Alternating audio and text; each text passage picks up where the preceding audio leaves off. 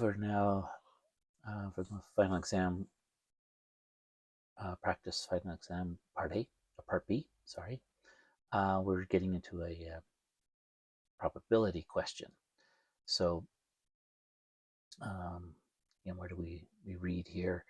A group of students were asked if they carry a credit card. The responses are listed on the table. We got that. If a student is selected at random, find the probability that he or she is a sophomore given, so this is what we're looking for, probability being a sophomore, but this given, remember, is a very important part of uh, probability. It's going to make it conditional, given that the student owns a credit card. So the given part means we know that happened. We know that they have a credit card. What that's going to do is limit our numbers to just this column, not anyone who doesn't have a card. And so these totals don't apply because this didn't happen. Credit cards happen.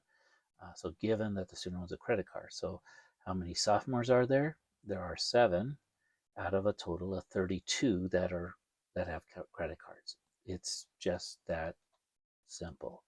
7 out of 32. Notice they have them as a decimal. And I guess maybe it looks like about D. I'm just eyeballing this. 15% would be about 50. So these are way too big. That looks like it's too small. I'm going to guess that, but we're not going to guess. We're going to actually enter the calculator, and we're going to calculate it just as 7 divided by 32.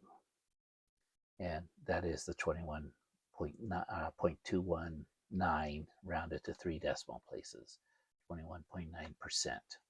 Okay, but look for that word when you have this word given. Now, had it just been that he or she is a sophomore that owns a credit card, okay, then that would have been 7 out of 100. So that's where this answer here is coming from. If you didn't have this word given, he or she's a sophomore that owns a credit card, get rid of the given part, then we're at 7%. You get that. But watch for these words because there's questions going to be similar, but there's various ways to ask this, right? The same question. So know the difference. When we've got the word given, that is a conditional probability, and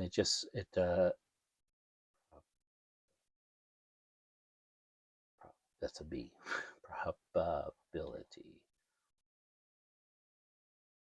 Okay, so that gets us through question 5.